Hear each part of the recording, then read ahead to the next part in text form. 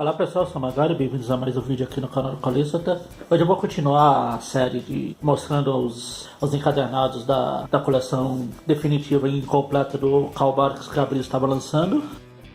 Hoje eu trouxe aqui o Perdido nos Andes. Como eu falei, a publicação dessa coleção aqui é fora de ordem e acaba ficando meio confusa. Por exemplo, essa daqui. Esse daqui foi o primeiro volume a ser lançado aqui no Brasil. Porém, na ordem cronológica dos volumes que foram lançados depois dele, ele é o terceiro. Ainda, porém, se você pegar a coleção completa, se algum dia ficar completa, lá, ou aqui ou lá nos Estados Unidos, sei lá, ele é o volume 7. Ou seja, além dos dois volumes anteriores, que é o Natal nas Montanhas e o Segredo do Castelo, ainda tem mais 3 volumes antes deles para sair. Enfim, ainda é uma zona. Não vamos nos focar muito nisso. Como o próprio nome diz, essa traz a clássica história Perdida nos Andes. Vou deixar para comentar já. Vou dar aquela olhada melhor aqui na capa. As histórias que tem. Mas eu vou mostrar aqui no índice. Como esse é o primeiro volume, no começo da história a gente tem uma introdução aqui geral sobre o Barks, sobre as histórias, etc. Escrita pelo Donald Hall. A gente tem algumas histórias, como elas são divididas aqui dentro do volume nas histórias longas, né, cada de 30 páginas, as histórias pequenas, que são normais, as de 10 e as de uma página só, que são as grandes. Perdido nos Andes, Árvore de Natal Dourada, Primo Você Que Tem Sorte e O Dono de Náfrica. Então, Perdido nos Andes aqui é a história clássica. Eu acho que é uma das mais clássicas não só do Barks, mas da Disney toda, que é a história mais conhecida como a história de Quadradópolis, lá com o dono de os meninos se perdem nos Andes e acabam chegando na cidade de Quadradópolis. Don Rosa fez até uma continuação dessa história. Não lembro se eu cheguei a comentar em algum vídeo passado.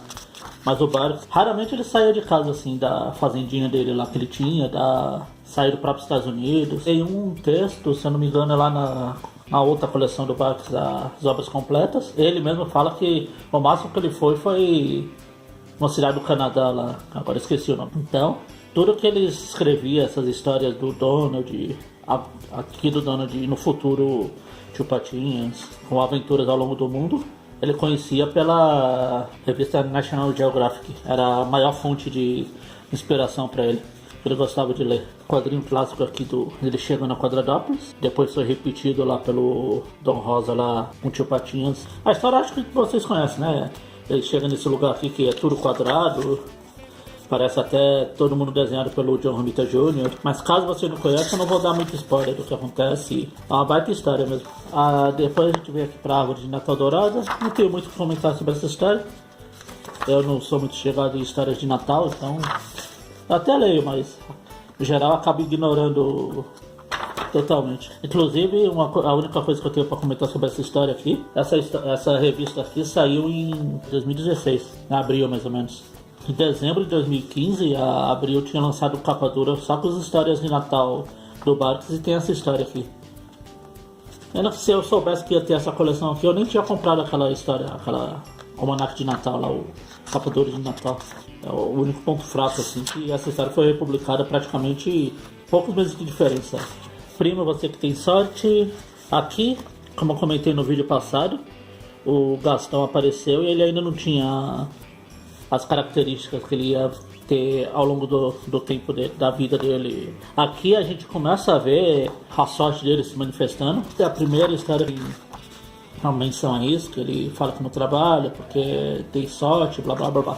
E outra coisa interessante é que essa história aqui, e os originais dela se perderam todos.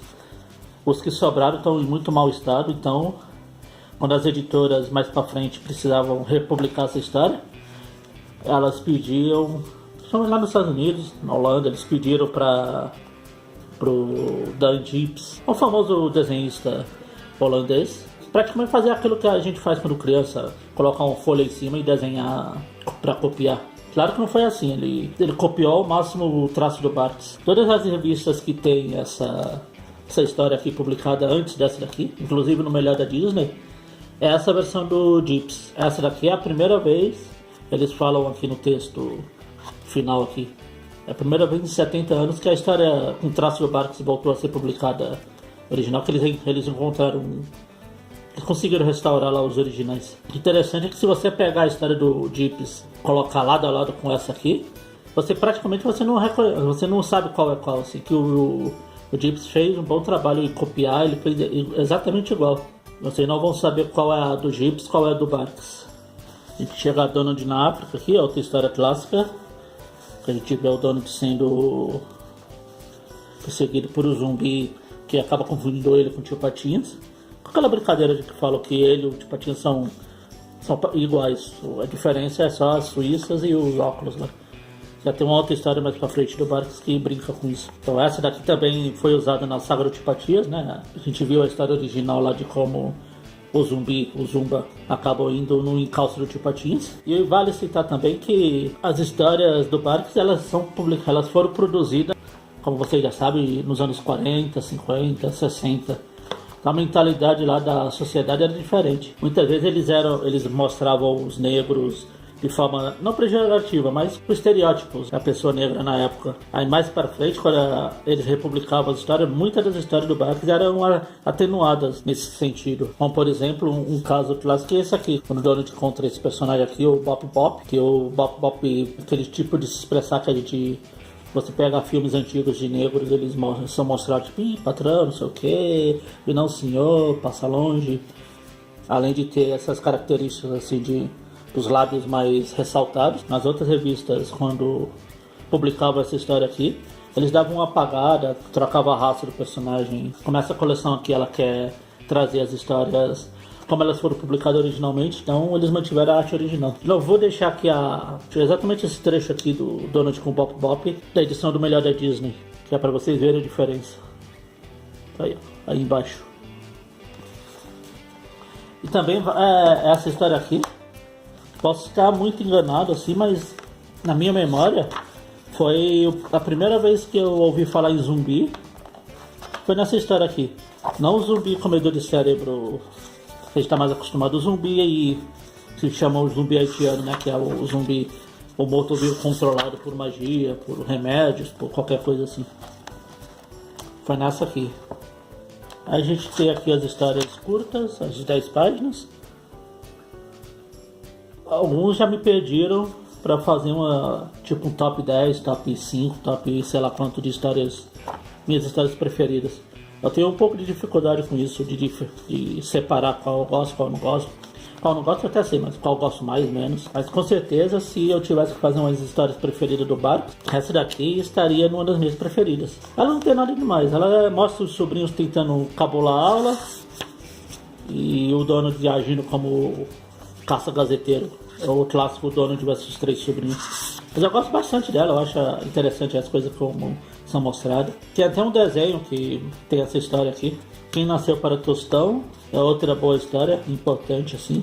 Mas ela eu vou deixar para comentar, especialmente no vídeo de sexta-feira que eu vou lançar, então vamos pular lá. Termina com o que eles chamam de piadas, que são histórias de uma página só. Aqui a gente tem os textos que eu já elogiei sobre as histórias.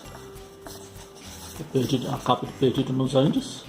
Inclusive rendeu uma ótima litografia do Barks.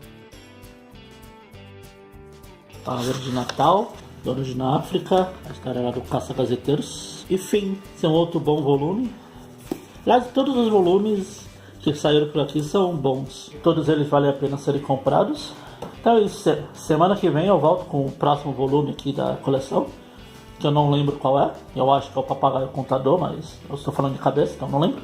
Sexta-feira eu ainda vou fazer um vídeo sobre a história que eu comentei aqui do que chegou a Tostão. E é isso. Se gostaram, se inscrevam no canal, comentem aí embaixo e até o próximo vídeo.